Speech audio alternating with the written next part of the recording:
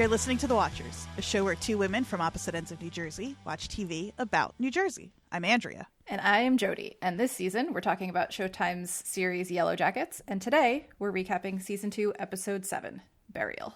Yikes. I think, yikes, but I just want to throw this out here at the top, and I want you to be watching. No, I want you and our listeners to be having this in the back of their mind as we talk through this episode. This isn't something I said to you off mic or anything. I'm wondering if Yellowjackets thought, what if Lost, but good? And I just want, and as somebody who deeply loves Lost. We've been recording for 2 minutes and you're into Lost already? Well, because I want that lens on. Okay. I want everybody to put their Lost lenses on. Okay. I thought we were doing our Twin Peaks lenses this week.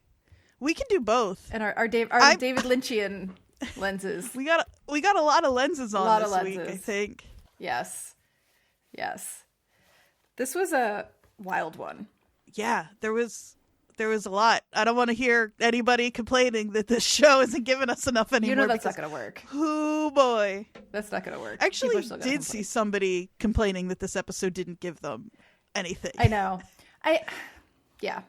Do we actually want to start with our Tawny Cypress Tawny's Jersey accent appreciation corner? Yeah. Yes, let's do it.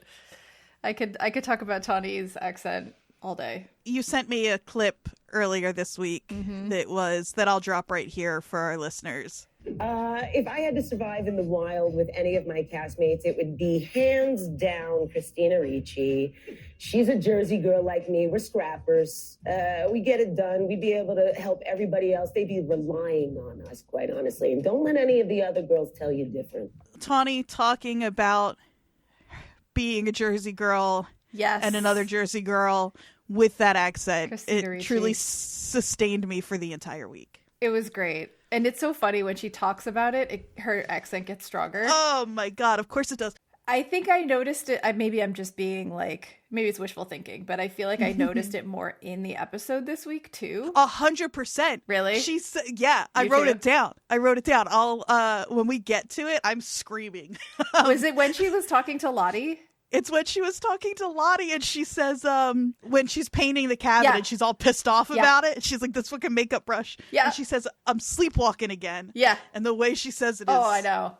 I wrote it down too. It's so good.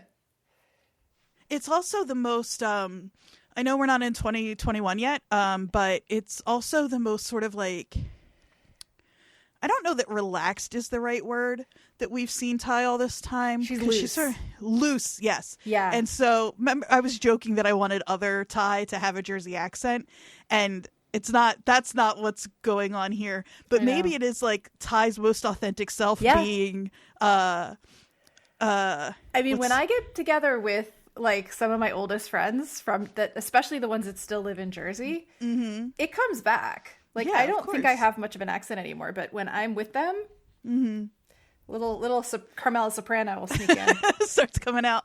Yeah. I love it. So I just love that, adult Ty kind of letting go a little bit, and there it comes. I know. Well, she's with her people. Yeah, and she's not thinking about Senator Turner anymore. So. Right. She's Ty. It makes me so happy. I know it shouldn't. I know it shouldn't. I know this episode should have us feeling so much foreboding. Oh, and it does. But also, I'm so happy. I have so many feelings about that last scene that we'll talk about. Oh my God. Like, it's not just about the show, but like the female violence of it all. Oh my God, yeah. We should jump in. Sure, let's do it. I know that we've just been randomly screaming about different aspects of the show. I mean, that's okay. I can talk about her accent forever. Should we talk about this little TV show that we love so much? I guess. I feel like I'm avoiding it because it was so heavy. Yeah. But it was, but it was really, I had such a good time watching this episode. Oh yeah, and it was also like beautiful and emotional and fun and silly, and I mean, we'll talk about the Caligula stuff. Oh my God. Okay. So we're going to start with 96. And the first scene we get is the cabin being fully snowed in.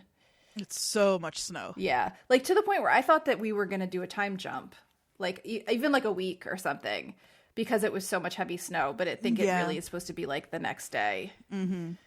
It's just we have seen the way the weather yeah follows the moods of these high school girls. So yeah, it does make a kind of sense when you think of it that way. Yeah, and so they're basically snowed in. The snow drifts are like halfway up the door. I think it's probably the next day. Everyone's like laying around, looking extremely depressed. Something in the Way by Nirvana is playing, which is pretty fitting. Perfect. I mean, always, but it's a perfect song for this. As soon as I heard that, I was like, uh-huh. But Shauna's still holding the bundle, and she's fully shut down. She's not like communicating with anyone or letting anyone take care of her at all. At all, yeah. She won't even drink any water. No, Ty's the one who's trying, it seems like, which again goes back to our conversation last week about how the two of them have had this like really strong bond that's kind of under the surface, not focused on as much as her and Jackie, but like they've had this sort of like tie to each other. I think that's all we get in that first scene though, right? And then we do cut, I want to say the opening credits were Alanis again, I think, but the slow version. A slight slow version with what the show could also be called, because it's a caption that comes up constantly, is women vocalizing, or women vocalizing eerily. Yeah. But right before that, we do see them get outside. And that is where we see. So they open the door, they like yank it open, and all the snow falls in, and they all go out, and they're like clearing the fire pit area. I'm guessing gathering snow for water. We see Javi wearing the coat. It's so fun to watch who's wearing the coat. The sisterhood of the traveling coat. Yeah, exactly. Yeah, it keeps moving around. It starts out with Javi here. But while everyone is kind of busying themselves, Shauna walks out with the baby in that fur wrap and kind of makes this rock grave for it. This little cairn. So sad. I know. So sad. It was rough. And she says that line again. It's you and me against the whole world. I'm calling now her eventually saying that line to Callie, probably in a really fucked up moment, is my guess. Like, I wouldn't be surprised if it were kind of manipulative. Yeah. But she's going to say it to Callie, and I'm going to lose it. I'm not going to be able to handle it. Yeah. So anyway, she buries the bundle, as I've been calling it, in a bunch of rocks, and then we get the intro. But then we go back to them outside, like cleaning up the campsite, the site around the cabin. And we have a conversation between Ty and Van that I thought was interesting. It's an interesting shift in Van's perspective, I think, losing the baby. Yeah, and she's starting to see what we've all been seeing, is that, like, Van is a survivor. But, well, despite her, Van keeps surviving. She says, I kept surviving. Yeah. It's like there's so many times where it would have made sense for us to lose her. Yeah, it seems like she's, like, losing faith, you know? But she still is like, I need to know why I'm still here, basically. Yeah. I have a question, Jodie, and maybe we save this for later, but I have just developed a little theory that makes me nervous about adult Van. Oh no. That has to do with, I mean, we know the reason that Van is still here, and it's because Liv, who plays Van, was so charming that the writers just kept them on. They weren't supposed to survive. Yeah. And so that makes me wonder if what we're building toward in 2023 is a universe without adult Van, for whatever reason. Maybe it's necessary, and so they're teasing up a way to write her out, which is a worry I didn't have until just this moment. I've seen a lot of theories about a coming sacrifice in the present timeline, and the idea that Van has terminal cancer, which we'll talk about later. I want to spend I want us to set aside a good chunk of time for Van, because there's adult Van, there's a lot of like complicated stuff with how I feel about how they could handle her. So I don't know if we want to just put a pin in that and wait till we get there. Okay. Yeah. And so while they're outside, Ben is watching them from the window, and we hear a phone ring. Very, very 90s sounding phone. I have to say I have a soft spot for all of the phone work in this show. I know, especially this episode. The rotary phone in the kitchen, the wall phone in the cabin that he's imagining. I appreciate all the vintage phones. Yeah, there are the two perfect ones show up a little later. We'll get to those as well. But this episode is chock full of great 90s phones. Yeah, a lot of good phone work in this episode. but he's hallucinating again. Yeah. And now we see last week when he was in that flashback, sideways, whatever you want to call it. It was the cabin, the place he was in was reminiscent of our cabin, but now it's basically the cabin. But it has like different decorations in it. There's I tried to screen cap it and couldn't see it. There was like a news article framed on the mantle. Oh, interesting. And I couldn't get a good shot of it to figure out what exactly it was. But it was like, it's the cabin, but it's like with modern touches. Yeah. Obviously a phone. Oh yeah, why haven't they just called for rescue if there's a phone? Yeah. No phone. Seems silly of them. Yeah. But so we get this weird, surreal, cryptic conversation where Paul's like on the phone and he says he isn't ready. Yeah. And then hangs up and it's like, we need to talk. We see the VCR skipping kind of happening. And basically Paul's saying like, you weren't supposed to kind of hang out here this long. Like, which could be like this mental space you're escaping to, or it could be like, you really should have died a long time ago. Yeah. Or it could also be, so this is where my what if Lost but good. Oh, God. And again, listeners, remember I do love Lost very much, but it just, imagine a thought exercise of these writers where they're like, what if we tried to take the things that people didn't love about Lost and make it actually good? And so when he says like, you weren't supposed to be here this long, I'm like, what if the wilderness is, disclaimer, huge disclaimer. I do not believe this in my heart of hearts. I don't think this is true at all. But I couldn't help but think while I was watching this scene, oh no, what if they actually did all die in the plane crash? Mm-hmm.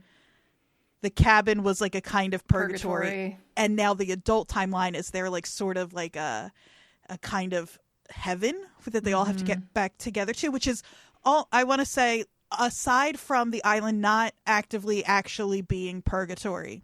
That is sort of what happens in Lost. That is what people speculated was happening in Lost. Mm-hmm. So it's like okay, we know that's not what actually happened in Lost. It's what people think happened in Lost. It sucks if that is what happened in Lost. What if good, though? I don't think that's what's happening, but they're not in purgatory. It's not purgatory, but what if it were? Yeah. Yeah. And I think he takes this conversation as like closing a door, like, okay, you're right. I'm not supposed to be here anymore. Why am I still trying to hold on? Yeah. Like, you can see it in his face. The actor did an amazing job here with the face acting where like he comes out the front door. He like is following Paul, so to speak. He yells his name and like Ty and Van look up and are like, what the fuck? Coach, you okay? What the hell? And then you see the recognition of like on his face of realizing where he is, realizing what's happening. And you think, and I think it's pretty clear, like realizing, okay, this is it. I'm done. Mm-hmm. And he almost gets a smile. It's not quite a smile, but he like gets this calm look on his face. It's like definite like relief. Yeah. Calm is a great word for what like kind of washes over him. Mm-hmm. He almost looks happy. And then again, in the aftermath of the baby and the storm, they're all outside still cleaning up, and Misty overhears the girls talking about her. And you think it's going to be another one of those like, oh, we're so lucky about that Misty is so smart and so capable, and it starts out that way. But then Mari starts calling her a psycho, and it's always Mari. Mari, I know you're a defender. Well, because here's what to me it seems like is happening She's here. Not wrong. Yeah, but I also don't think this is like, you know how sometimes I shouldn't even say teen gossip in general is just you like throwing ideas out there. You don't even really necessarily believe it, because even for this group, that's kind of a big leap. They were out in that blizzard together. It would be very easy to get lost. It kind of is the more reasonable assumption. I think Mari is just being a shitty teen girl the way Mari is. Yeah. I don't think Mari really believes that. She's just like being kind of like scandalous and gossipy. Mm-hmm. It just so happens to be true because Misty is as psychotic. Yeah. And she didn't kill Crystal. She threatened to, but she didn't. In our head, she did, but... oh my God, you're right. Yeah, she didn't. And Misty is also feeling the guilt that we have placed on her. Mm-hmm. Now she thinks she's responsible for 2 deaths when so far, if we're counting Misty's body count, is really technically 0. Yeah, I mean, she did poison Coach Scott, but he didn't die. He didn't die. Misty's just very close to many deaths. And as far as we know, until we find out Jessica Roberts is for sure dead, as far as we know, her technical body count is still 0. Right. Even if her close and like being near body count is much higher. Misty's definitely killed some people, but I mean, again, as far as we know, the creators have said, I think, that Jessica Roberts is dead, but I don't care what the creators say. I'm done with them. I know. Not like we can trust them anyway. I don't want to hear what the creators have to say anymore, and I don't want to talk about the fucking Converses. Those two things are done for me. I can't talk about the shoes anymore. I know. Well, I hate to break it to you, but I don't think the conversation's going anywhere anytime soon. God, until we find out who the person in the pit is and the person on the that they're carrying. Then maybe we can let go of the sneaker conversation. I think they're carrying. Oh no, because we still have Crystal. See, I don't want to do it. Don't want to do it. Don't go there. Anyway. So then Misty takes this as an impetus to perform. She comes in. We see Coach shaving, which we'd seen in the preview. Bad choice. I know you want to go to your death feeling like clean, but it's so cold out there. I know. I always say I wish I could grow a beard, like in the winter. Yeah. Keep yourself a little warmer. Mm-hmm. But Misty gives a speech. And I don't know that they're necessarily buying it, but I think because Lottie supports her, she says, like, we got to go find Crystal. She could still be out there. She could still be alive. Like, okay, this is a big miss for Lottie, who seems to know when people are dead or alive always. Do we think she really thinks that Crystal is possibly... There are a couple of things. Well, no, I shouldn't say there are a couple of things. Do we think, A, Lottie really thinks there's a chance Crystal is alive and her intuition is just fucked up? Do we think Lottie knows that Crystal probably isn't, but she also knows these girls need something to do right now because tensions are really high and everybody feels really useless because of what's happening right now and that it's good for them? Or do we just think Lottie is just a girl? You know what I mean? I think it's a little of 2 and a little of 3. Mm-hmm. I think that she probably doesn't think that Crystal survived that snowstorm.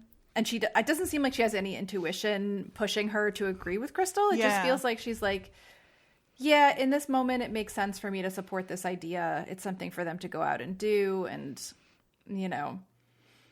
but I'm not sure her actual motivations. But it didn't seem to me like she was like, yes, like she was with Avi, where she was like, right. I know she's alive. I know she's out there. It wasn't that. No. But my favorite part of this scene is our little Greek chorus of Melissa and Jen. I love that they're not only like the Greek chorus of the show, but they're also the Reddit page of the show.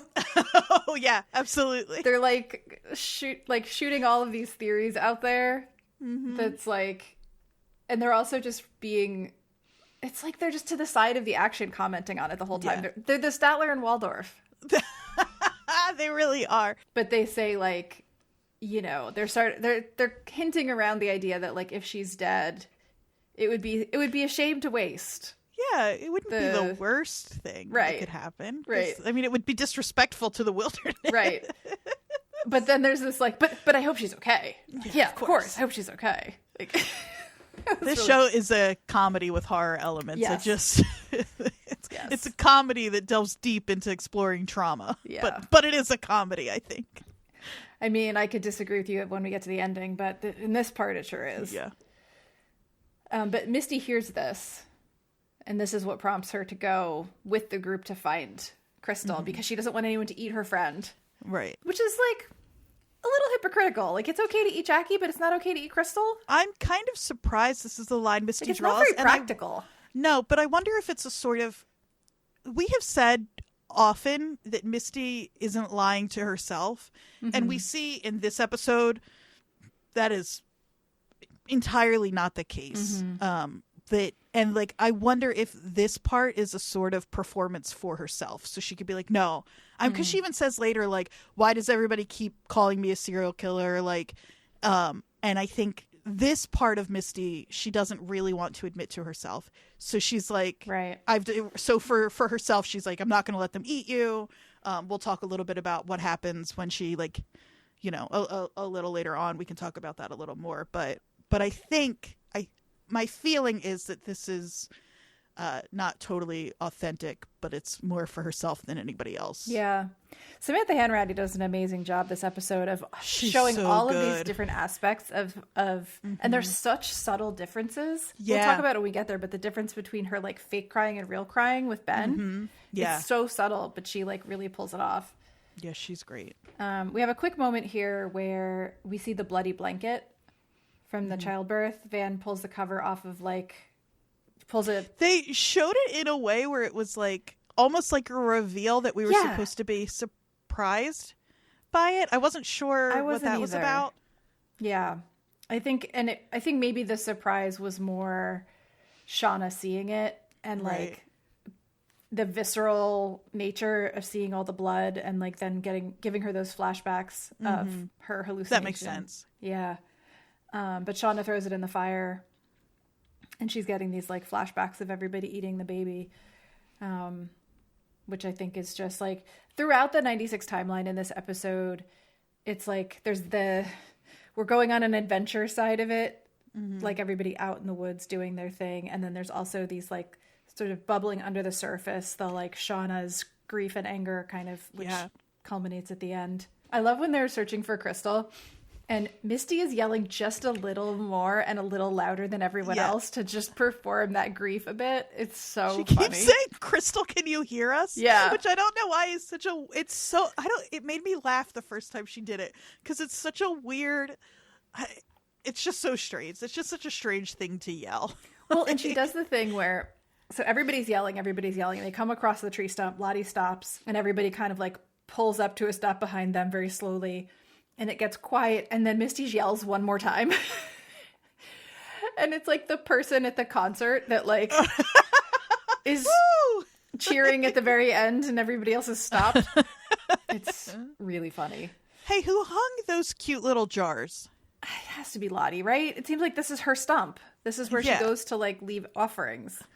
And it's so like, I love that it's like, the seed for Lottie in 2021. Yeah. She's like, this is going to be my wilderness stump, and it's going to be cute as hell. I know. It's very, The Craft. It's very, like, 90s witchy movie. Yeah, absolutely. I love that. She's also just carrying around pockets, like, full of her own hair, apparently. Because she had that ready to go. She is. Because, I mean, what, did she carry scissors around with her? Like she's got to prepare them ahead of time. Yeah. Yeah. Pockets of buttons and clips and clippings. Of her own hair. Her own just hair. like, let's save that for later. Oh, my God. I love her. God. I love her more and more every week. Even the stuff that I don't, that, like, as a, like, I'm not a religious person. I'm not a spiritual person. I don't buy into the witchcraft stuff. I think it's fun, whatever. I could see being very annoyed by that bullshit. And I kind of was early on with Lottie. It's like, what are we doing? But like, even the stuff that I didn't particularly like about her before, I'm like starting to come around on. Like, I thought this was kind of cute. Yeah, it was.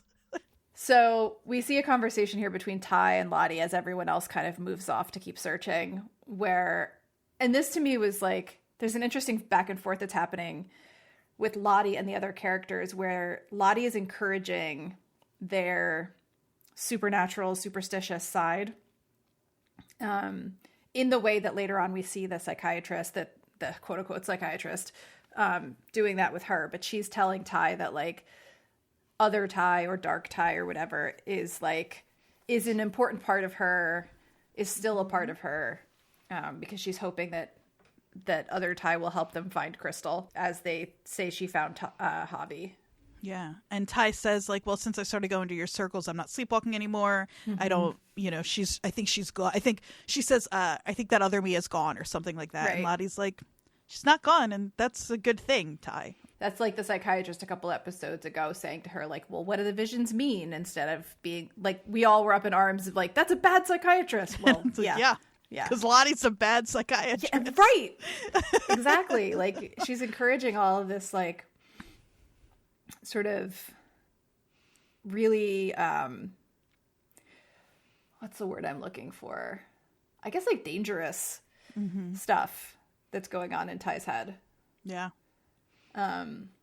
Misty starts to fake cry again because she wants to split off from Akila and Mari. She lays it on a little thick here. A little thick. What if I find her and she looks just like Jackie? She's all blue and frozen. A little song frozen in her throat. Yeah. Yeah. It was great. And Mari's like, yeah, okay, whatever. Fine. Go. I mean, the one thing I do appreciate about Mari is that she is not buying Crystal shit one little bit. Misty shit. Oh, shit. Sorry. I'm getting them all confused. No, Mari is not buying Misty's shit at all. She's just like, okay, that was a lovely performance you just put on. Just go. Yeah, exactly. Fine, whatever.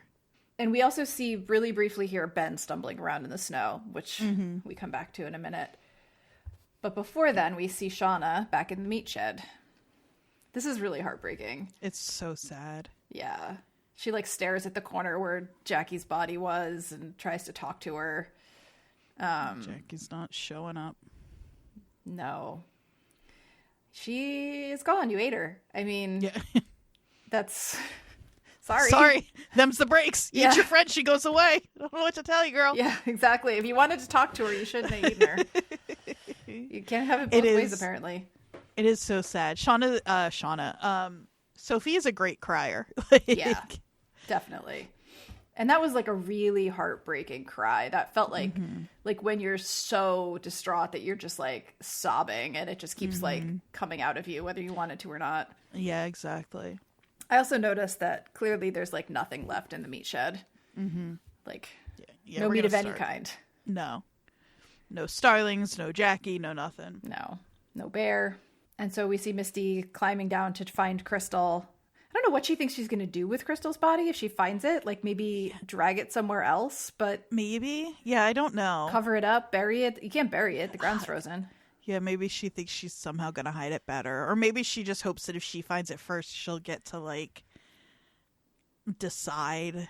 I don't know. Yeah, I don't know. I don't think she's thought about that far ahead because, again, I don't know that this is really about her trying to protect Crystal's body from being eaten so much as wanting to believe she's the kind of person who would try to protect Crystal's body from being eaten. Right. Yeah, but she can't find her. Where's Crystal? No. Is she just deeper under the snow? Well, it's either... Did she give up too fast? I wonder if it's that or like I don't know what the wildlife is like in the winter right now. Well, so that's anything out there that possibility. would just could just drag it off. Yeah. A wolf could have gotten it. Yeah, it just seems because it's not that she's looking in the wrong spot. They made a really specific point of showing where Crystal's body was as compared to the top of the cliff when she fell, and we saw that same shot. Yeah, she's in the right spot. So either she didn't dig hard enough. It was just like she gave up too fast or something took it. Yeah. Or Crystal's still alive. Is there a chance in hell? No. There's not. Okay. I don't think so. I am not on I was never gave up on Javi. I always said Javi was alive. I do not think Crystal's alive. Yeah, no, I don't either. This is when Ben and Misty have their scene and we see Ben at the top of the cliff. Yep. And it is... That tree to the left is Javi's tree, right? Like 100%. I wondered if we were going to talk about that. Yeah, I think so. I didn't notice that at first, but somebody pointed it out, I think on Reddit probably, and I went back and looked at it, and it does look like that tree. And that's also, isn't that the same tree that had the symbol on it? Yeah. That Ty and saw? It's so specific, and it's an angle that we don't normally see. Like, I think they really wanted you to see it. And I was watching during my rewatch today, I took a little longer look, and they're also, it appears that the roots have at least one entrance, it looks like to me. And then also, if you look to the right of the screen, there appears to be just a big enough hole that you could at the very least crawl into, if not stand up in. It looks like a tunnel of some sort or cave entrance to me. Well, and also isn't that how bears hibernate? Don't they go into find a cave. Yeah. Right? Like yeah. That so I seems think right to me. That should be coming back, I think, that area. Yeah. And I just wonder if something dragged Crystal off into one of those. Right. Or if there are people living in there that some people seem to think Right. could be that they dragged Crystal off into this underground system of caves. Yeah. Because I wondered what this scene... I mean, the scene gave us a few things for Ben, but, like, I love Ben. I'm still invested in his storyline. I just wasn't sure. This, like, seemed way more significant to me than just being about Ben, and I just wonder if it's because they wanted to remind us about that of spot. that tree and that spot and all of that. I mean, I think the significance for Ben here is that it's like at least a temporary turning point for him where he re-engages with the reality and or whatever reality is, but like reality with the cabin and the girls. Imagine Misty being the person to talk you off like literal and proverbial edge. Misty? I know. Well, she tried everything. So let's talk about this a little bit. So she climbs up and she sees him walking towards the edge and is like, whoa, you're a little close. He's like, yeah, girl, that's the point. And he asks her to push him. Yeah. Everybody thinks Misty's a killer. Yeah. If you need somebody offed or yourself, just ask Misty. I'm starting to feel bad for her. Well, yeah, she's really hurt by that in that moment. Like, she really is like, why would you she's also hurt by it later when Shauna is like, well, you know, you kill people. Shauna's like, well, that's a fact, though. Yeah. It is not. Shauna is not moved by the fact that Misty is offended by that. But that's also, she's offended when Walter points that out about her too. Mm-hmm. You know, it is interesting that for someone who's so true crime obsessed and who is Misty, that's the thing that really. Yeah. I guess it's not funny when you look at how many times she's been. Again, not actually the cause of death, but so close to it that she's even blaming herself. I still think we may end up seeing that she's sort of like one of those angel of death nurses. I do think at some point there's going to be a shift from Misty is often around when somebody dies to Misty believing that the narrative that everybody is telling her about herself. Yeah. But I could also see her thinking about it in sort of like the justification for why she would do that to somebody being really important to her. Mm-hmm. Like, you know, if she is one of those sort of like true crime nurse figures, like the good nurse we talked about, I could see her thinking of it as like, well, you know, this is what's best for the person. I'm not doing this to kill someone. I'm doing this to save them from pain, blah, blah, blah. Like, even if they didn't ask for that. Right. Yeah, totally. But so in this moment, she is not going to be that person at all. And I love watching her go through the different tactics one after the other. Like, first she's like, life is precious, doing like all these platitudes. And he's like, no. And then she threatens him and is like, I'm going to tell everyone we were in love. I'm also going to tell them you were gay. I'm also going to tell them you slept with everyone. And you're the father of Shauna's baby. Well, what's interesting here about that is the first thing she says is like, we'll eat you. Right. And I'm going to really, I forget what she says, but like savor your high calorie butt meat. Which is really self-aware of her that she knows that Ben is put off by her attraction to him, which she has not admitted until it's at least out loud until this moment. Yeah. So first she says that he doesn't care if they're going to eat him, which for a while I was like, that's why he's staying alive, because he doesn't want these girls to eat him. But he's fully given up. He's beyond that. Point. Yeah. Then she says, I'll tell everybody that you impregnated Shauna and you wanted to impregnate all of us. And he doesn't care about that. Then she says, I'll tell them all you were gay. Mm-hmm. And she says it like it's the worst thing out of all of it, which is a very 90s thing to say. But then then Ben takes that as like, good. I've been I don't mean this word. This is Ben's feeling. You and I have talked at length on this show about why it's not cowardly of Ben to be closeted and to have been afraid to take that step with Paul. Yeah. But Ben is like, I've been too cowardly in life to admit it. And now, good, go tell them. So at least in my death, people will know who I really was. Yeah. So not the right move. No. Not the right move at all, Misty.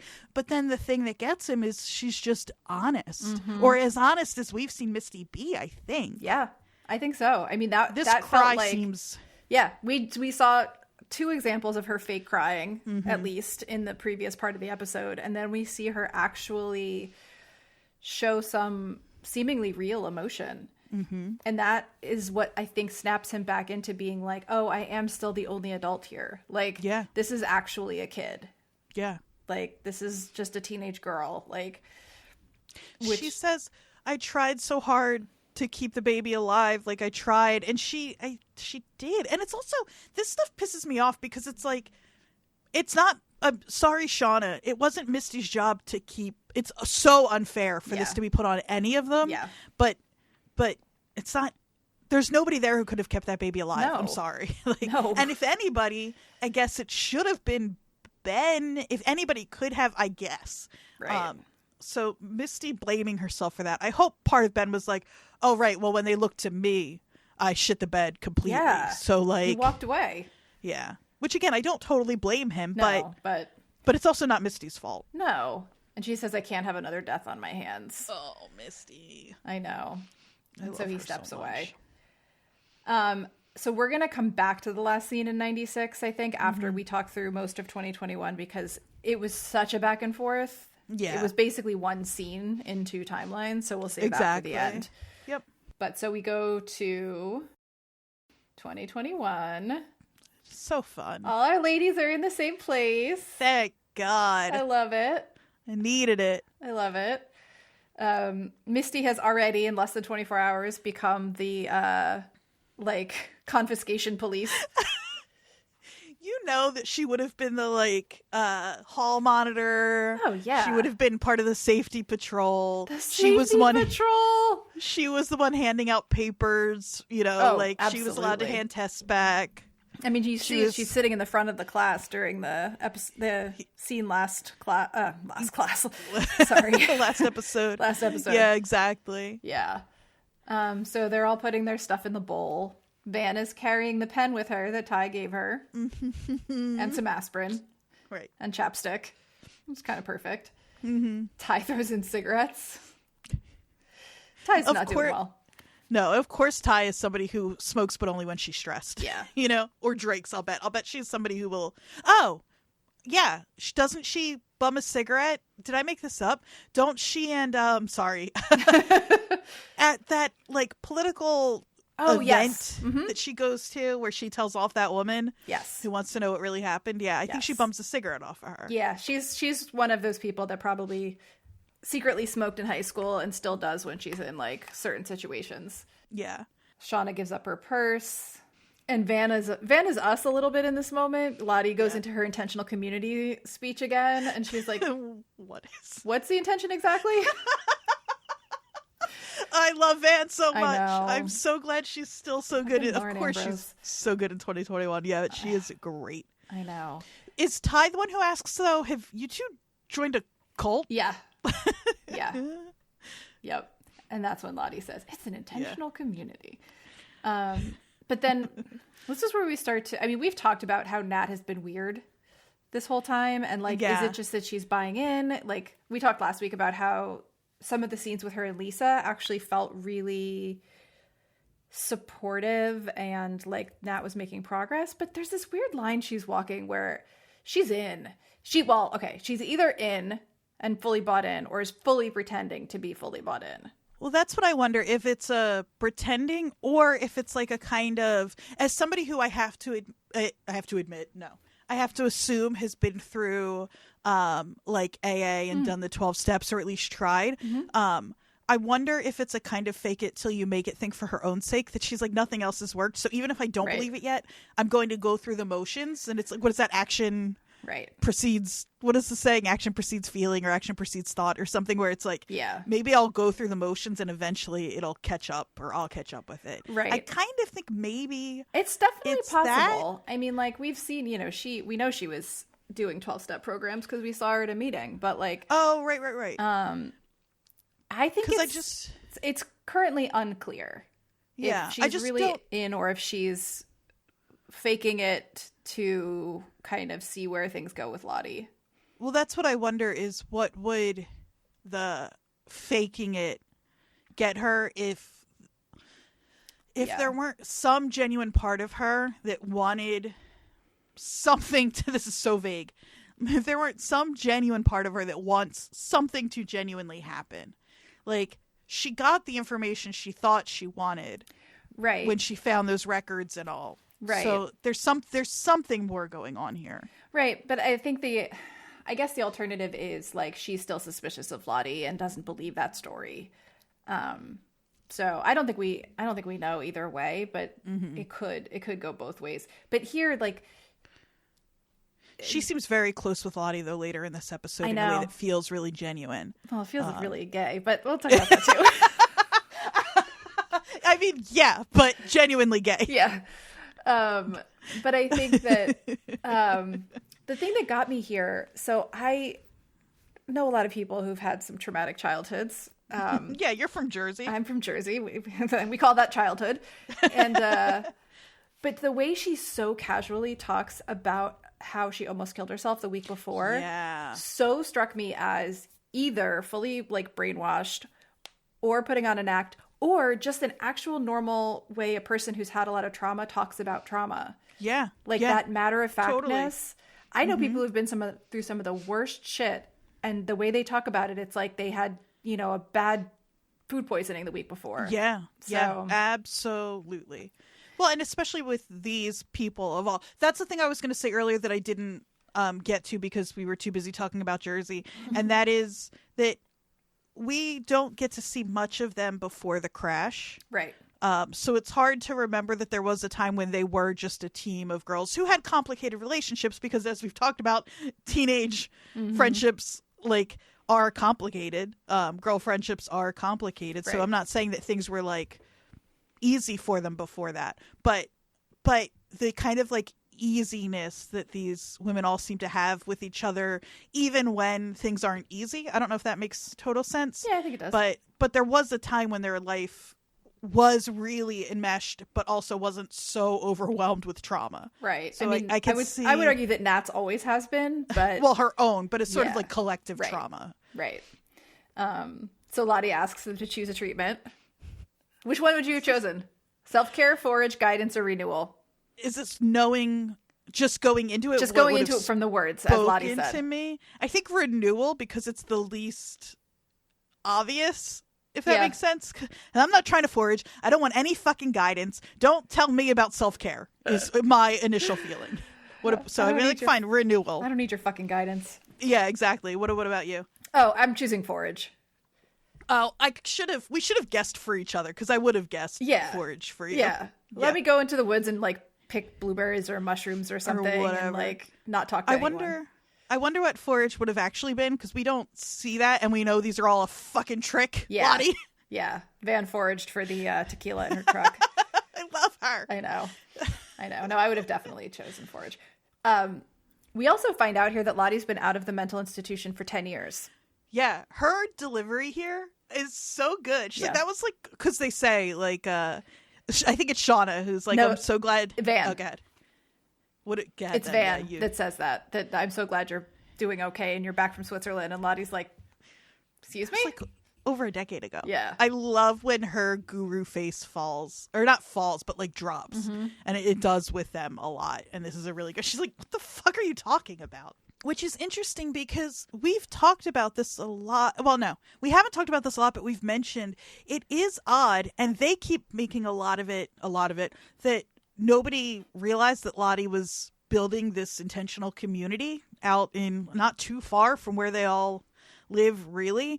And even with ties, even with Jessica Roberts and Misty's, citizen detective stuff, that none of them knew about this. And I thought it was like, well, maybe it just hasn't, maybe it's pretty new and she just built up this community pretty quickly somehow.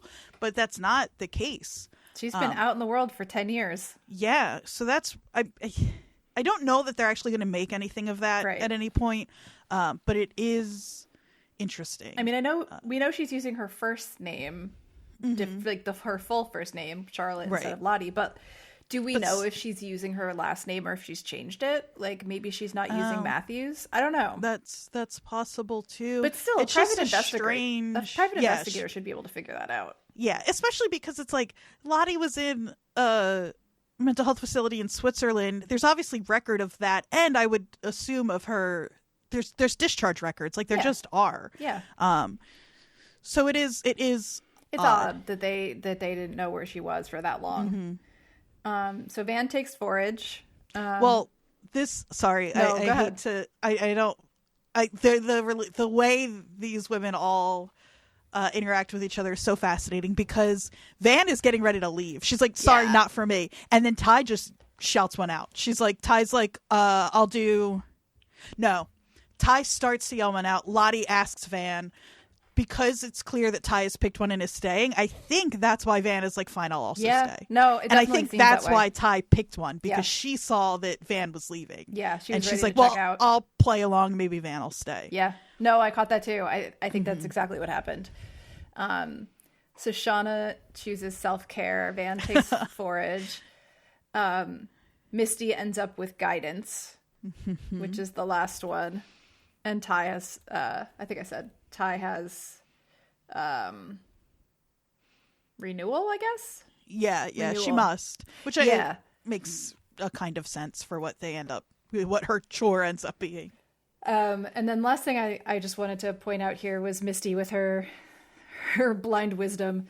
She said, our devices leave us captive to other people's priorities. And Shauna's like, you know what? Can't really argue with that. It's true. It's also, she's been there less than 24 hours. We know she thinks it's fake. One of my favorite things about Misty at the cult is like how little time she has for it.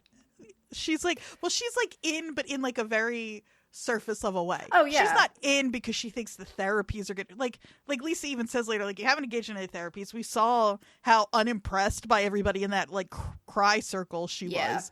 But she's like, but I'm still going to be the model cult member. Exactly. So here are the lines, and exactly. I love it. It's so good.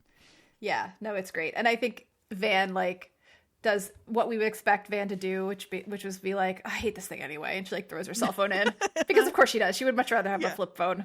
Oh yeah, absolutely. I'm surprised she doesn't actually. Yeah, I was just gonna say that. But now we get the baby goat. Oh, Bruce. I love that it's named Bruce. Of course his name is Bruce. I know. You know why?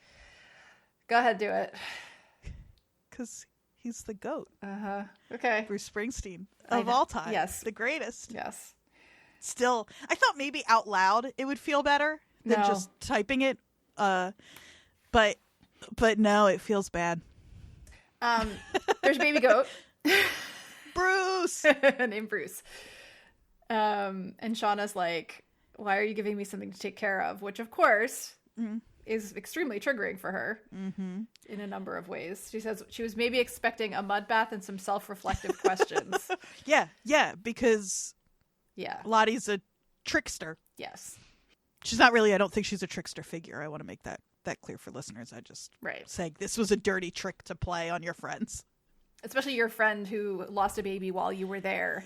Yeah. And you tell her she needs to take care of something. Mm-hmm. Like, well, whoa. But of course, it makes so much sense that the thing that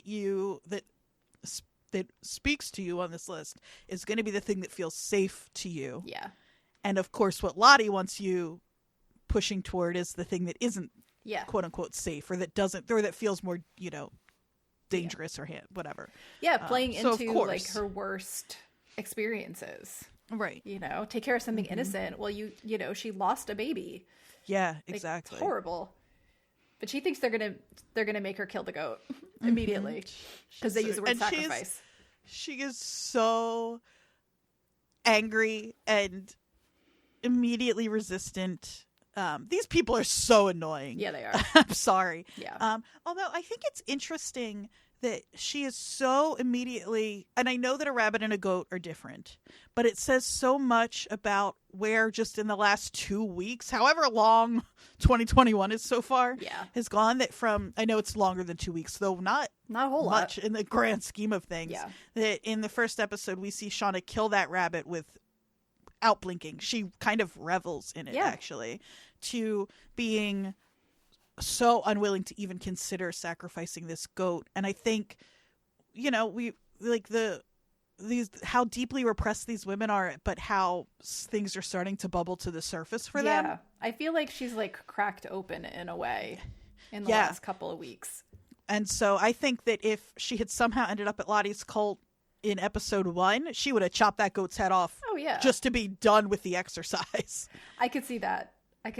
Yeah, all this stuff with Callie has really, like, kind of thrown her for a loop. Totally. So then we get to see each of their little activities start. I love this. This could be the whole show. I would watch a whole season of them just bouncing around at the cult. I feel like I would watch the shit out of that. Mm-hmm. So Lisa leads Misty into the tank room. Hatch watch. It's not, I mean, it's a hatch, but it's like, doesn't go into anything. The deepest recesses of Misty's dark mind. Right. It certainly goes somewhere. Okay. Well, her soul does hold the wisdom of the ages. That's right. She gets it. Yes. But before she goes in, she runs off for a second. Like, said she has to go to the bathroom and, like, runs away. But we know that Misty has a very large bladder, as she told us back at the hotel. Right. So this is a cover, of course. And meanwhile, adult Ty's painting the cabin with a tiny makeup brush. Wax on, wax off. I was so Karate Kid. Yeah. But she wrote fuck over the paint. Oh, is she the one who did that? I don't know. I think so. That's really funny. I thought I was confused here because I was like, who in the cult would have defaced the building Ty. This way? But it's just Ty. Interesting with, remember the Spill? I know. Whoa. I thought that too. Yeah. She's so pissed. This is when we see her at her most jersey. I'm sleepwalking here. Yeah. So good. I know. But this is where Lottie does to her what the fake psychiatrist did to Lottie, where she's like, you know, kind of encouraging Ty's, the thing that's making Ty so upset, this other version of herself. Mm-hmm. Ty's like, yeah, that version wants my family dead. Yeah. And Lottie's like, or she just doesn't want to be repressed. Yeah. Yikes. Ty says here, she's like, something about like, I know this is a warm-up for whatever's going to happen here, is weirdly foreboding. Yeah. Or like, no, foreboding isn't even the right word. Because she's sort of resigned to it. She's kind of like, yeah, whatever this is going to be. But like, she seems to think that Lottie has got a plan here. We know that she really doesn't. No. I know. Yeah, it does seem prescient. And then we see Shauna failing at keeping a goat for like an hour in one place. She's sitting in the woods and Misty walks up and says, "Shouldn't you be in therapy?" And Shauna's like, "Shouldn't you?" Yes. Which, again, that could be the whole show. Yes. The show could be called Shouldn't You Be in Therapy? The answer is yes. Yes, you should. We realize the goat got away. Misty's so perfect here because she's like, here, I've got bait. She's like been squirreling food away in her pocket. She says in case they try to use calorie restriction as a way to like induce out-of-body experiences. Yeah. Which, again, very specific. She's listening to the same podcasts I am. She knows. She says her blood sugar can't handle. Yeah, which relatable. But this is where we see that little exchange with the two of them where Shauna's kind of like needling Misty and Misty's needling Shauna about their various murder. Her arty farty boyfriend. Yeah. You were quick to get stabby. Yes.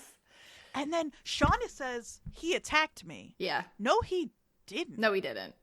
It's interesting to see. And Shauna doesn't have any reason to lie to Misty there. Well, no, that's the thing is like, I think Misty and Ty still think. Did Shauna tell them that? I think she did. She basically was like, he was the blackmailer. I confronted him and he attacked me. And so I killed him. Interesting, because I was drawing a parallel here, which is doubly interesting now, actually, with when she talks to Callie, she says, well, he blackmailed me. Well, no, he didn't.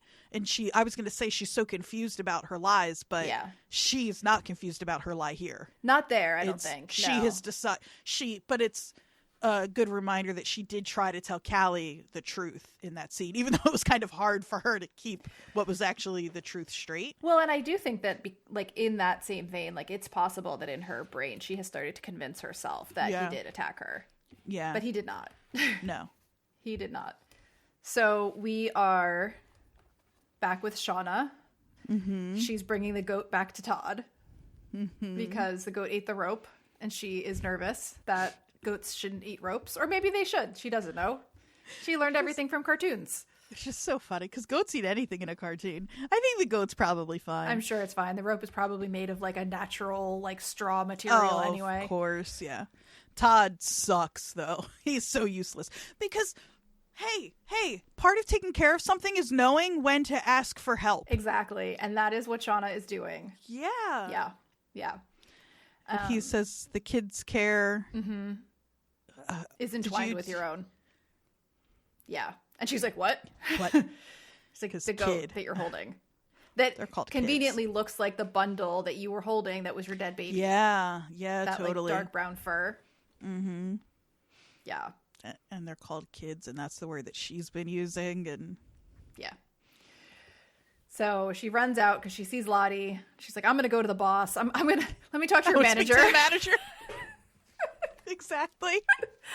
She is a white lady from New Jersey. Let me speak to your manager. So funny. Said by a white lady from New Jersey, by the way. Yeah. But this is where Lottie says, like, I'm not going to make you kill the goat. Yeah, you don't have to kill the goat. Oh, Shauna here, her relief. I know. I wept. This scene made me weep like a little baby. Yeah. Like she's like, wait, really? Yeah. Yeah. And she spills her feelings about Callie to Lottie. So quickly to Lottie. Everybody's it is so doing interesting that, to watch them all fall into this. It's like they're all bursting with it, I think. Yeah. And have been for 25 years. And Lottie's like this weird, like, person they can confess to that, you know, can't judge them because she was there. Right. But, like, also hasn't been a part of their lives recently. So maybe there's a little bit of distance. Yeah. But this was really heartbreaking. She says she keeps her at arm's length for fear that she would die or that she wasn't even real to begin with. Wasn't even real. Ugh. I know. Yeah. I saw an interview with Simone Kessel yesterday, I think, where she was talking about this scene, and she was saying that, like, the person asking the questions was asking about their relationship between Shauna and Lottie because of what we see later in this episode. And Simone was saying that, like, when Shauna is confessing all that stuff to her, she's kind of leaning back. Like, she's not showing affection or, like, and she was talking about how, like, people who have had that sort of, like, intense violent trauma between each other, there's always going to be some sort of, like, just like guard. Yeah.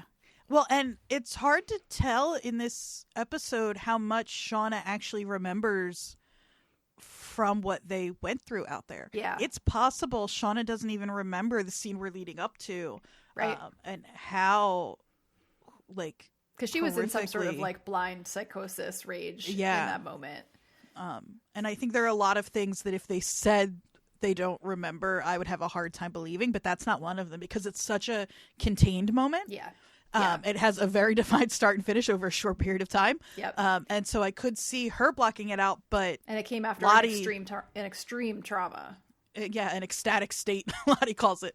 But I could see Lottie still remembering because so to see Shauna spill to Lottie and have Lottie not necessarily be so receptive to it. I think it makes a kind of sense here. I think that, Simone Kessel said that she was thinking about that, like how they would react to each other in this 25 years later. It is a really heartbreaking scene. Yeah, it really is. Because you've seen, like, how Shauna has dealt with Callie kind of change recently, too. And it just feels like you said before, everything is so much closer to the surface. But we get a little comic relief now. We get... Misty finally goes into the tank, into the hatch. Lisa's so good in this scene. I know. I love her. Misty's trying to figure out what the trick is here. Yeah. And she's like, what if I need to unlock it? Yeah. Lisa's like, you won't because there's no lock. And nobody cares that you're here. No one cares that you were in the tank or here at all. Yeah. Yeah. I'm a big fan of Lisa. I love her so much because she's right. Like, again, these women...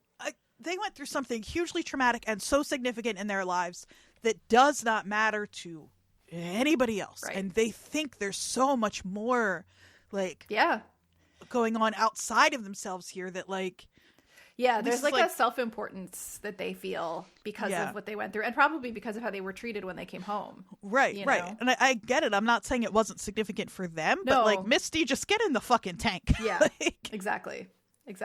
This hallucination was so fun. I screamed. It's so good. It's, again, this is a comedy. This show is so funny and so good. And this is so weird. I loved it. John Cameron Mitchell. I loved it. I almost said his Hedwig. As Caligula. As Caligula. Though he's the writer, and he was the original star of, and the director, and blah blah blah of Hedwig and the Angry Inch. Yeah. A iconic queer musical. Yeah. And he's done a ton of Broadway work and a ton of acting in general. He's just he's just great. Forever. He's the perfect choice for this. So good, such good casting. Mm-hmm. Especially because like you could do this number with anybody, kind of, but Misty being a big fan of musicals and show tunes and all, it's you get one of the biggest ones you can. Yeah, that's perfect. Mm-hmm. So the lights go off. She starts seeing things and seeing purple. She hallucinates, a life-size Caligula. She also sees floating around drawings of the black box, of an axe, purple wings, which I'm like, angel of death. Oh. She also sees flashes of interactions with Walter, with Crystal. And then, John Cameron Mitchell as Caligula performs this number for her with Elijah Wood. Yes, with Elijah Wood in a tux and tails and a cane, very Fred Astaire. Yeah, it's so fun and so silly, and she's so delighted when it's just like the close up of her happy little face. Her happy face is creepier to me by far than her angry face.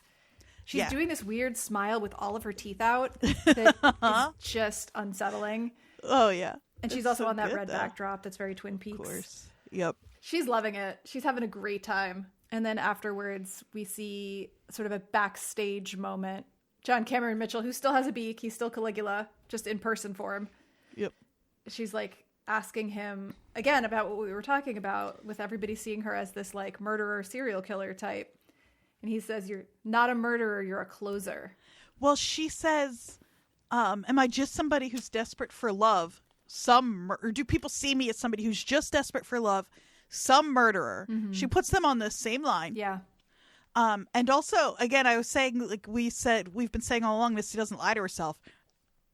But here she totally does. Because she starts to ask the questions that she is actually fearful of. And then Caligula, who is her, totally dismisses them. Yeah. He also says, interestingly, how many times did you get the ball over the goal line? The answer is none. 0. Because you weren't on the team, Misty. Yeah, I know. Fun phrasing there. Uh-huh. Then we see the Red Lips phone, which you were talking about earlier, with all the different great phones in this episode. Yeah, and Elijah has the Garfield phone. Did he? I missed that. I love the Garfield phone. Yeah. Oh my god. That's a sad thing to have lost to time, is the novelty phone. Yeah. Like the personalized, yeah, I agree.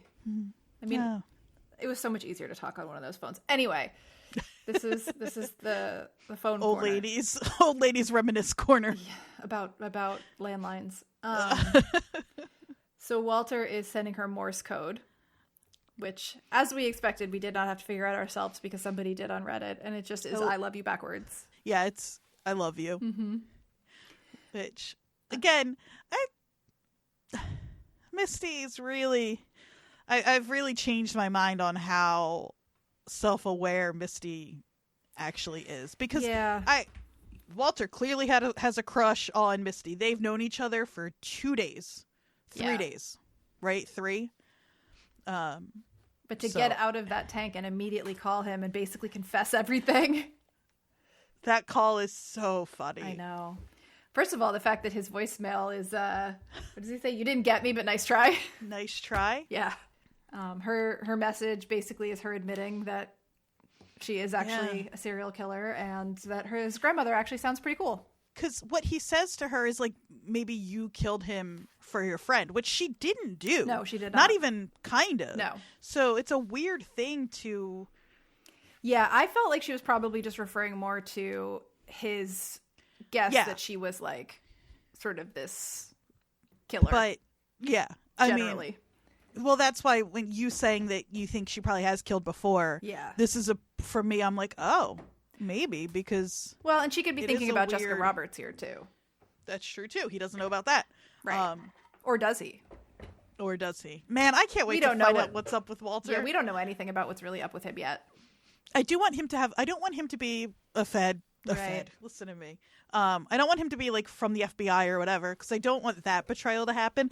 But I do want him to have a little more going on beneath the surface. Yeah. Because so does Misty. I love the idea of them being more equals. Yeah. Though that does take away though the men in this show are kind of on the surface what you expect them to be. Right. Although maybe what I expect him to be is something like Misty. Like, I want her to have an equal, and so he should have something a little more nefarious going on. Right. That doesn't break our theory. Right. And she does where she's fully off the deep end is when she starts doing no, you hang up. It's so funny. Christina Ricci, I love you. She's still a 16-year-old with a crush. Absolutely. Yeah. But now it's nighttime. We go back to Ty and Van. This is where Ty takes off her wedding ring. She walks up to the stage. She takes it off real quick. Yeah. Poor Simone. I know. I mean, Simone, I love Ty. You know, we're Ty defenders here. Yeah. But, Simone, you're in danger, girl. Yeah, there's no real defending of her actions around Simone and Sammy. No, and I hope there's no reconciling for largely because I want Van and Ty to have whatever relationship they can have, knowing what we know. Yeah. But also because Simone doesn't deserve any of that. Right.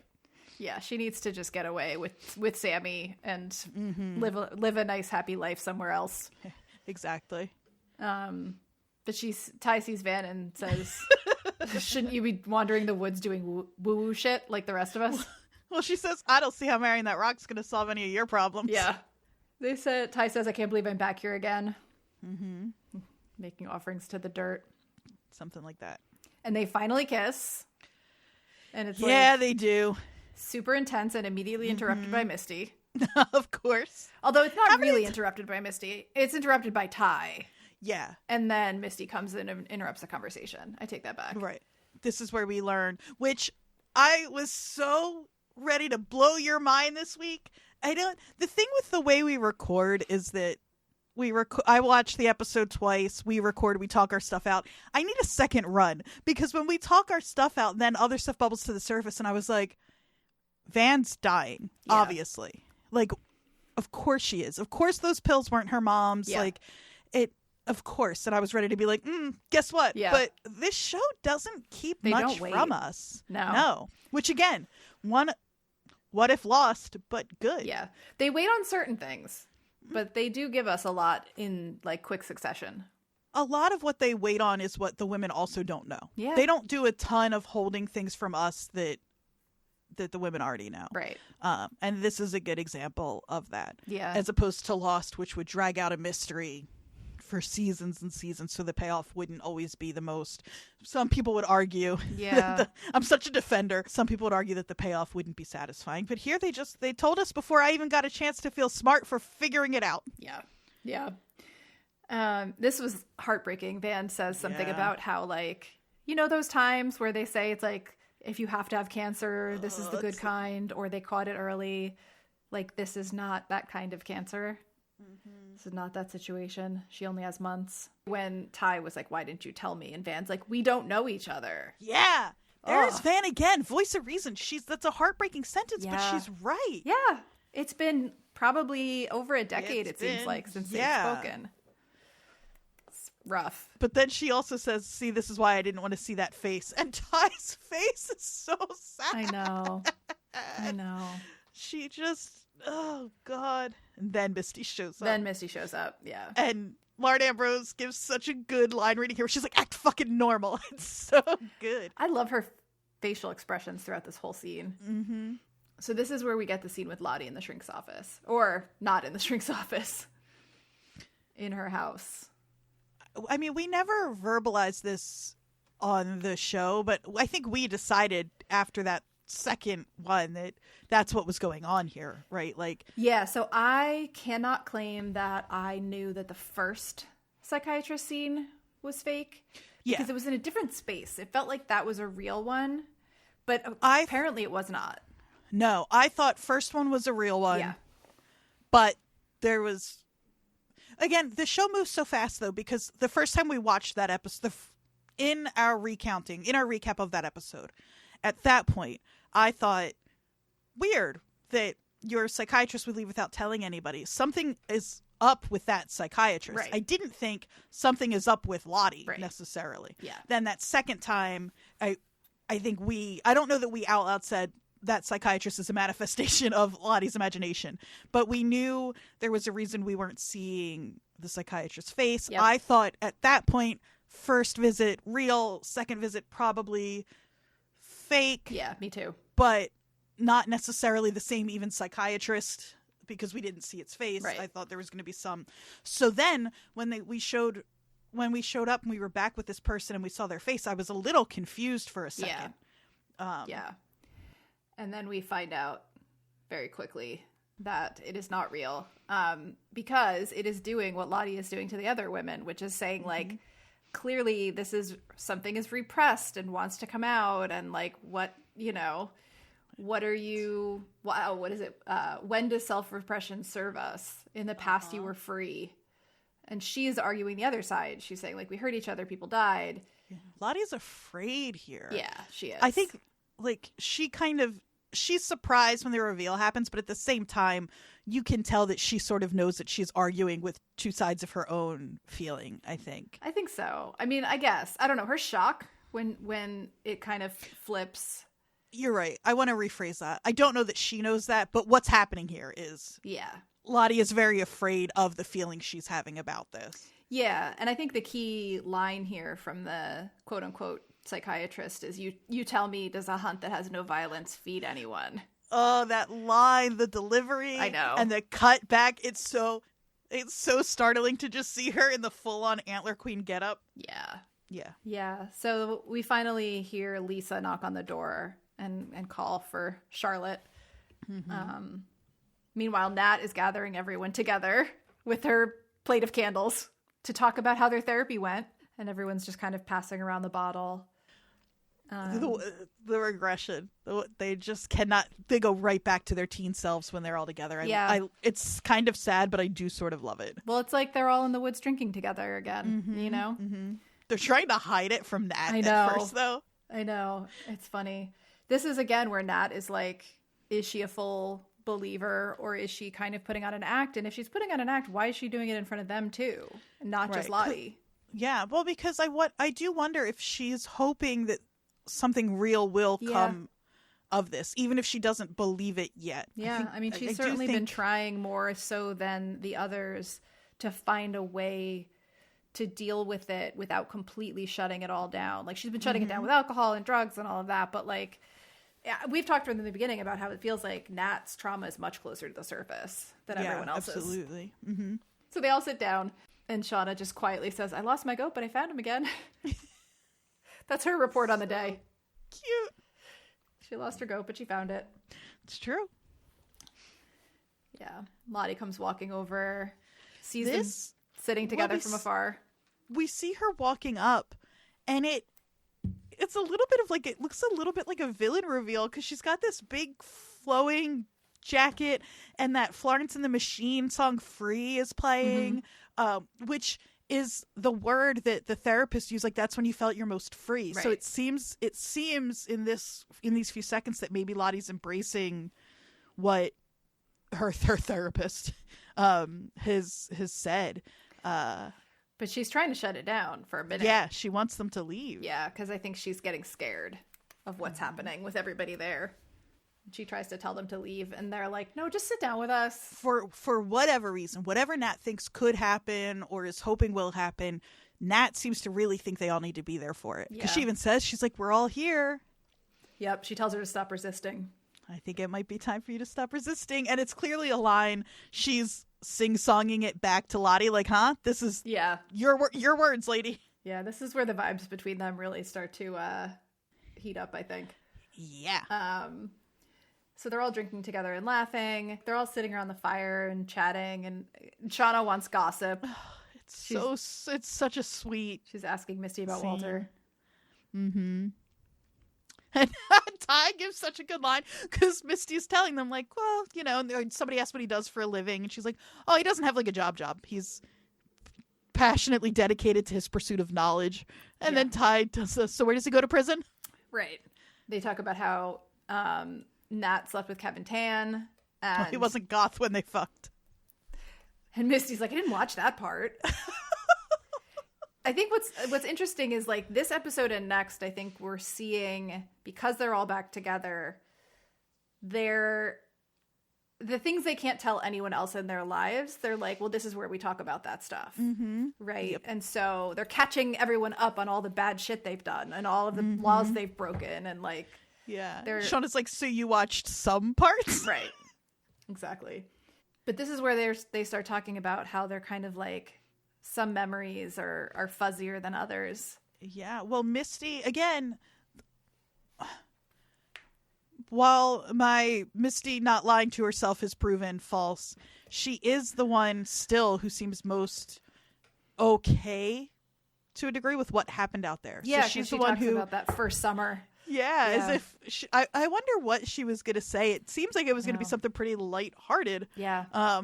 Which is interesting, and they shut it down. Mm-hmm. Yeah. Is it Van who says, "Do you want to casually reminisce about our time in fucking oblivion?" Yes.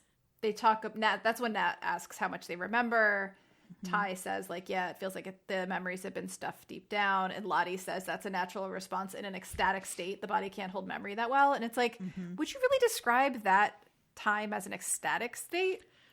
I mean, no, but it is the line that she's probably said a million times to people at her. Like, I feel like that would describe doom coming, maybe. Yeah. But not the rest of it. Or I wonder if I was going to say it's a line she's given to her acolytes, but I think maybe even more likely it's a line she heard when she got back and was trying to explain to people what happened out there, and everybody was telling her she was misremembering. Right. Because she has spent a lot of time trying to convince herself that what she remembered wasn't real, probably because everybody else tried to convince her of the same. Yeah. So I'm not surprised that this line came so easily. Right. It was so, like, on the tip of her tongue, even if it's not accurate. And Lottie says that it always manifests in some way. And then Van she just calls them all out. It's like she's not pointing at them, but she might as well. Yeah. She's like, compulsive behavior, addiction, disease, cutting your own bangs. Cutting your own bangs is Van, I think, actually jumps in and says. Yeah, but that was rude. That felt like it was directed at me specifically. I just didn't appreciate that. Tag yourself. Yeah, seriously. But Van gets up and walks away. Ty comes over and does the thing you would expect Ty to do, which is like, I know a doctor at Johns Hopkins. Mm-hmm. But then we get the song. I don't know, Jodie. Yeah, you're a little unsure about the use of this here, I think. Yeah, well, because it's a little on the nose for last week's events. Mm-hmm. I think they knew better than to use it last week when it's a song that's, Imagine they have the line, like, her placenta fell to the floor, like, right over the actual shot of the placenta. Well, things are getting kind of gross, plays over Shauna eating that ear. Yeah. So it wouldn't have been totally out of the realm of possibility for this show to do something like that. But so they saved it for us. Yeah. It is, there's something interesting about these women dancing and, like, becoming, it's like they're like a little wolf pack, kind of like out, in the snow. Not celebrating. What's the because it starts snowing and they're all so excited. I can't believe any of them ever want to see fucking snow again. Seriously, they should all live in California, right? Like LA. They're Jersey girls, so Florida would be more appropriate because that's where everybody goes. Yeah. But sort of makes sense that they're having this sort of joyful moment so inappropriately with this song. It's just not a song you have fun to. No, it's not a song you dance to. It's a song that you like, I don't know, stare out the windshield of your car at the ocean while listening to. Exactly. Like, but these in the women winter. They're all just so mixed up. Yeah, I know. They don't know what they're doing, I think. I knew they had to include a song from Live at some point, though. Oh, yeah, that time absolutely. period. But this is when, you know, we left off 96, our recap. We saved the scene for the end because it is juxtaposed isn't even the right word. It's so intercut. It's hard to say, especially because the song plays over both scenes. Right. We're really supposed to look at this as one kind of. Yeah. Yeah, and we've talked about how it's tough to sometimes when we have to split it into two sections because they really purposely do these cuts back and forth sometimes. But here it was basically one scene. So I guess the last chunk begins back in 96, right? With everybody holding hands in front of the fire, and Shauna comes in from the meat shed, I'm guessing. Right. We still hear Live playing, and Misty is humming in the background. She's not humming the Live song, which some people thought. She's humming the same lullaby that was playing last week. I know Misty isn't always the most tactful, but could you imagine if she had just lived through the trauma of Shauna losing her baby, and the song that was stuck in her head was Lightning Fucking Crashes? Yeah. Yeah. Oh my God. I know. Like, even for Misty, that is, though she did do Steel Magnolias at the baby shower. So that's sort of, I could, you know what? I was going to start razzing people for thinking that, but if anybody, I guess Misty. Oh, yeah. Yeah. The Steel Magnolias choice was not exactly, like, socially aware. Yeah. No. But Shauna then takes this as, if Misty is humming the song that Shauna was singing to her baby, how does Misty know that if she wasn't there when the baby was alive? So Shauna snaps right back into thinking it, or at least deluding into believing. She just breaks. Like she starts to feel like that what happened in her hallucination was real and that they did eat the baby. Right. But I have to think, because Misty's not sure where she heard the song from. She says maybe Crystal was humming it. And probably it's true. Mm-hmm. Like, Shauna was probably singing that song because she had also heard it recently, and that's how it ended up in her hallucination as well. Because we don't see what actually happens during the time that Shauna's hallucinating in the cabin. Right. Right? Like, we don't see, is she completely passed out? Is she gone? Is she, like, sort of catatonic? Like, what's happening? We don't have any idea. Right. But this is interspersed back and forth with them at the cult. Misty, like, this is such an interesting cut because basically Shauna asks where she heard that song. It flashes back and forth. Shauna hits Misty and immediately it goes to 2021 and Misty's yelling that it's snowing. It's so jarring. Yeah. It's like just it really took me back. Because they seem so happy in the moment when they're all dancing together, and then it's so dark what's happening in 96. Because Nat says she remembers a lot. Ty says she remembers a lot. I have a feeling Misty, if anybody remembers, like, who remembers most of it, it's probably, I would guess, Misty and then maybe Lottie. And so the fact that they can be this kind of free and light in the moment with each other, knowing that this was in their past. Well, and we know it's going to get worse, too. Like, this is just the beginning. Yeah. And I think that's true for 96 and 2021. And I think this scene, my guess is that part of it is because a lot of them don't remember, aren't thinking about what happened here. Yeah. I mean, also, I think that it's entirely possible that their sense of reality, like, not to get too... They're also all very drunk at this point. Yeah. They drank a lot. Yeah. Except for Nat. We don't ever see her drink, right? No. I know she says no when Van... We don't see her drink at all. Good for Nat. Yeah. But as it's flashing back and forth, we see Lottie kind of step up in front of Shauna in a very purposeful way. And Shauna hits her. And then Lottie tells... Travis to take Javi into the back room My stomach dropped. Yeah. That is so doof. Yeah.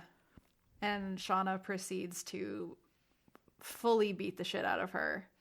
Yeah, she says, let it out. We need you here. Mm-hmm. The way Lottie tucks her hands, like crosses her, behind the way her back. Lottie crosses her hands behind her back. Oof. Yeah. And nobody stops it. They all let it play out. They all let it play out in such a... It's obviously a shock thing. It's obviously a, Lottie, they kind of all defer to her in general. Yeah. She never tries to stop Shauna. They all do kind of have, a lot of them have this look on their face so that's a little like, they're kind of like it feels to me they're a little bit like this pack sort of watching the two like leaders or whatever like settle something. Yeah. Which is, it is what's kind of happening here. Yeah. It's brutal. It was harder really for me rough to watch in some ways than anything else we've seen. Including eating Jackie, including the baby dying, like totally. It absolutely was. And like, look, Shauna could have killed her. Yeah. She's like, one of the worst things you can do is aim for somebody's kidneys. Like, and she is, when she's kicking her, like, it's so brutal. It's so brutal. And like, at the end, she finally stops, rolls over, says Lottie's name a couple times. She says it in a kind of annoyed way. Yeah. She's like, don't be fucking dead. Yeah. Come on. Just checking, make sure she's still alive, gets up, walks outside. I had to remind myself that we knew Lottie was alive in 2021. I was like, oh, shit. Yeah. Like, she might. I was like, oh, no. She does look annoyed that Lottie is, like, maybe dead. Yeah. And so she gets up and walks outside. When as soon as she knows she's not. Yeah, Lottie kind of, like, gurgles and split out. That was insanely brutal. Yeah. And, like, I think the really reason... fucking rough. I don't want to take too much time with it, but I think that the reason for me that it was so hard to watch was because I think physical violence between women is never depicted. And it does exist. And like when I was growing up, like the girls I knew got in physical fights with each other. Oh, yeah. They used to beat the shit out of each other. And it was like, I specifically remember one time, like, somebody saying they were going to meet me after school to fight me, and I was like fucking terrified. I'm not a person who's like physically intimidating in any way, and it brought back the reality of like how sort of lawless and violent and brutal things can be between women sometimes. Yeah, it was rough, and that we pretend that it's not, and that boys are the violent ones, right? And that but and that's also true. It's not, but it's just to pretend that like women and girls aren't also capable of that is a real kind of like dismissal and sort of disservice. And very much not my experience growing up. Right, yeah. But so once this scene ends, I think we get to the final scene, which is the interruption of the reverie around the fire by the cult guy. I have a question for you, actually. Yeah. So all of that, and then Shauna goes outside and she looks at her knuckles, which are horrifically bloodied. It's her blood and Lottie's blood. Yeah. And she puts them into the snow. And then the way they shoot Shauna, the camera over her shoulder, is so scary. And it looks like there is something different inside Shauna. That is still, it's not that like, oh, good. Like, that was really brutal, and what Shauna did was really kind of not okay, but Lottie knew, and now they can start healing. Yeah, it wasn't like something had been released in a good way. No. And in a healing way. It was like something had been released in a really, like, brutal, like, this is going to get worse real soon kind of way. Yeah. No, I fully agree with that. I mean, I think everyone feels that I have talked to that this is the beginning of the worst of the way that... But Shauna looks like a fucking demon. Yeah. Yeah. And we know that Lottie's going to be out of commission for a little while. And Lottie, in as much as she's the one who is often kind of like inciting some of the weird darkness here, she is also often the one who kind of keeps things... Like, she's often the one who will step in and be like, no, give, blah, blah, blah needs to deal with this. Or I'm trying to think of some She's examples. not inciting violence. Right, exactly. Like she's relying on all of these superstitious or supernatural rituals and things like that. But we talked about this when she did the circle out by the trees. Like what she's actually doing most of the time is like collecting bits of hair and like leading breathing exercises. You know? Yeah, exactly. And so this is, I think, the reason that her being out of commission is scary is because that leaves Shauna, who is clearly fucking damaged and not seeming at all to have compassion or regret for what she just did to Lottie. Totally. At all. Yeah. It's going to get bad. It is also interesting, just a little callback to when Lottie makes Lisa and Nat talk in that group therapy, and she says, like, stab her with that fork if you want to. Like, let that violence out. Yeah. Lottie still thinks this is an effective way to deal with.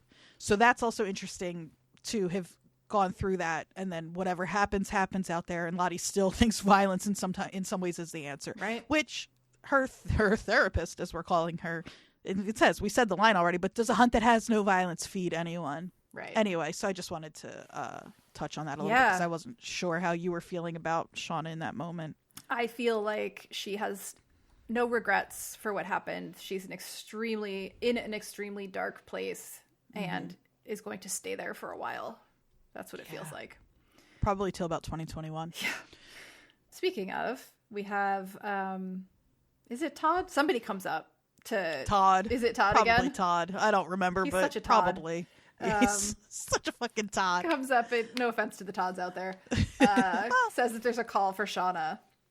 And the first thing Shauna says is, Callie okay? Is Callie okay? Heartbreaking.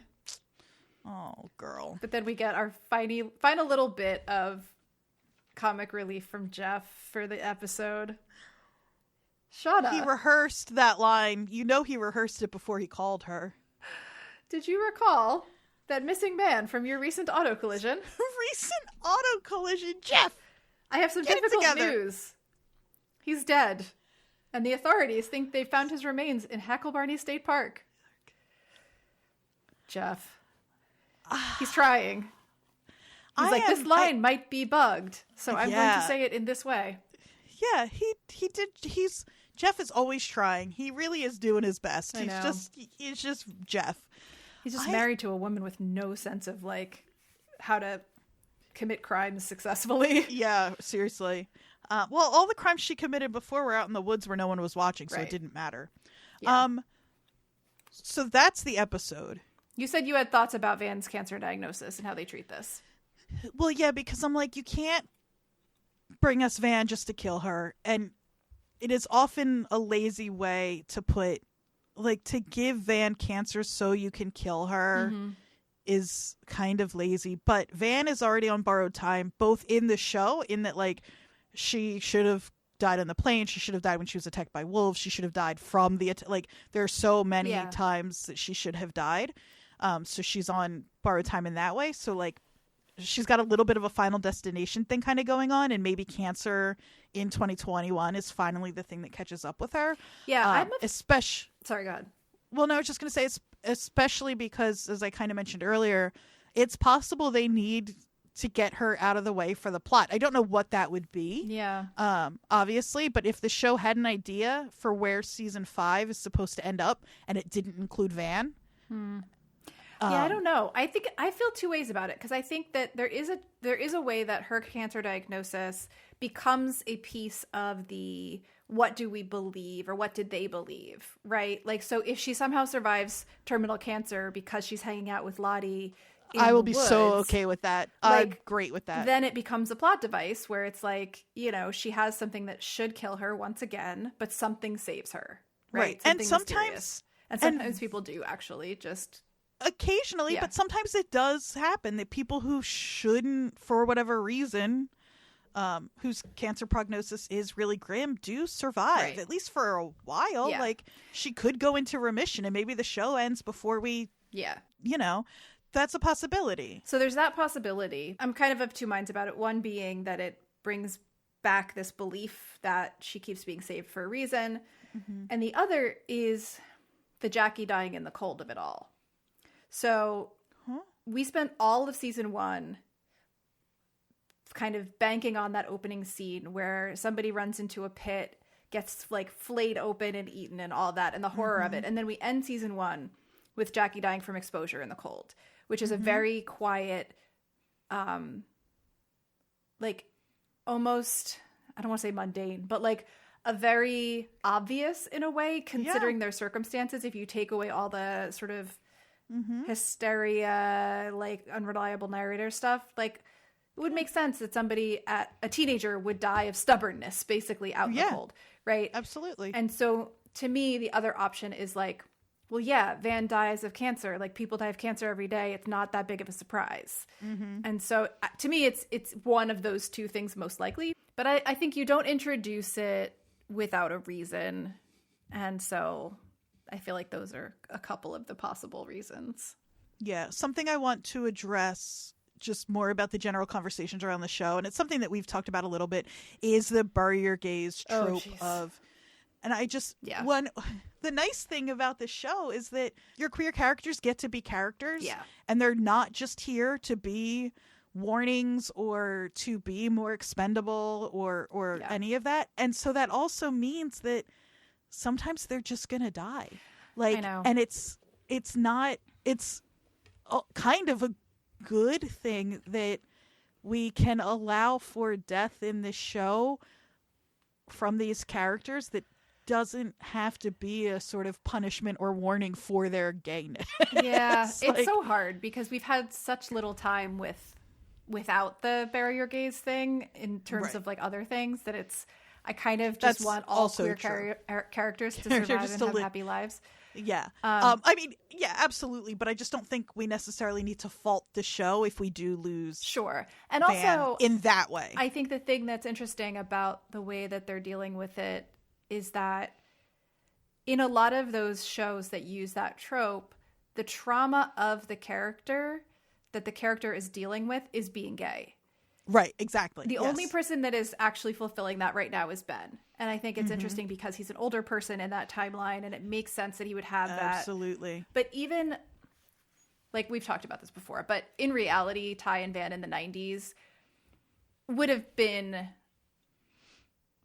maybe having a harder time with their sexuality and their relationship than they appear to be in the show. Yeah. But in their adult lives and on the show, even in their younger lives, their trauma is not that they're queer. Their trauma is that they are in a plane crash and that Van's mom is kind of probably an alcoholic, and that, you know, it's the surrounding trauma, not the trauma of like their identity. Right. And it's funny, I've heard two different conversations happening a lot around the like queerness in this show of that, like, is that like, oh, people wouldn't have been so accepting of Ty and Van out in the wilderness, and then also, oh, everybody on that team should be gay and there's not enough. And it's like, we can't have it both ways. We also don't know, just because everybody isn't hooking up with everybody out in the wilderness doesn't mean that 85, 90, everybody on that team is gay.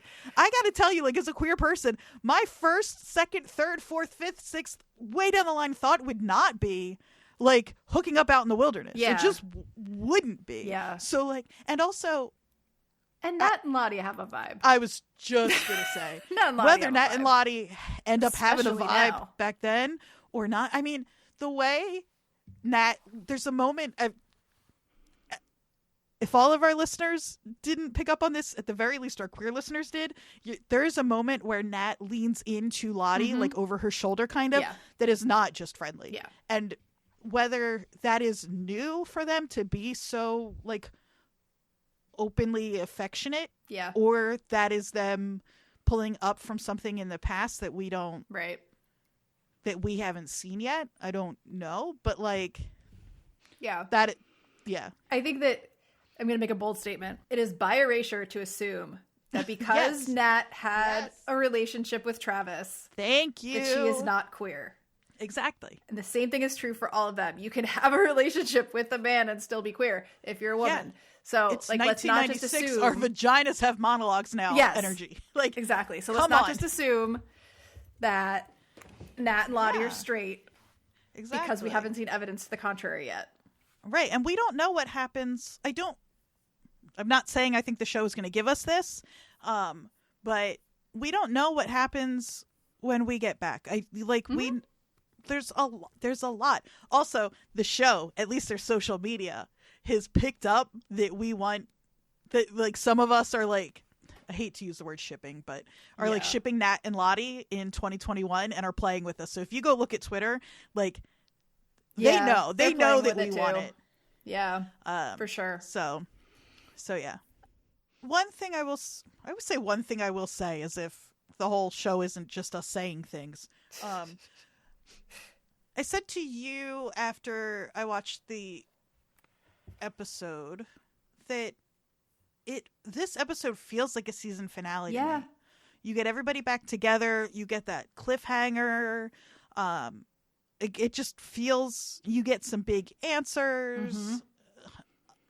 So whatever we get with the rest of the season, I'm kind of like, you're going to ramp up even more, then you got to give us something big. Yeah. Like, you just you kind of have to. So then what else are we waiting for? Especially for this show where I think that, like, I don't think Pit Girls season 5 anymore. No. I don't think, like, there's so many things that I think we're probably just going to get, and that the end of the show is going to end up in a very different place from where it started. I do think that, like, we've talked about how there's a bunch of, like, sort of turning points this season, like one being eating Jackie, one being the baby dying. Mm-hmm. But I think the fight between Lottie and Shauna is another one where the brutality is just out there in front of everyone now. Mm-hmm. And it's, like, gonna get worse. Yeah, that's interesting, because on the one hand, Lottie did this so that Shauna could be present and with them, and to sort of, like, give her an outlet for this rage that she's feeling. But it's also sanctioned violence in a way we haven't seen yet on this show. Yeah. By the two people who seem to be, like, the most in charge. Yeah. So that allows for kind of anything now. Exactly. And they all have that possibility in them, right? Mm-hmm. Like Ty with Allie in the beginning. Like, they all have the possibility to be super brutal. And I think that this is just, like, kind of permission in a way. Yeah. It's our Jersey girls. Yeah, exactly. We're scrappers. We get shit done. Ask Tawny. That's fucking right. Oh, I love her. So good. But I guess that's it. We got to wrap up. It's been 8 hours of recording, and I've got to go eat some food and live my life. As always, listeners. Yeah. Thanks for hanging out. Like, rate, subscribe, review. Follow us at WatchersPodNJ on Instagram and Twitter. Yeah, let your friends know about us. Yeah. Let us know what you're thinking for what's coming up with this show, because we have, for our show, but I meant for Yellowjackets the next couple episodes, because I have no clue. Yeah, but we will see you next week. Bye, y'all. Bye.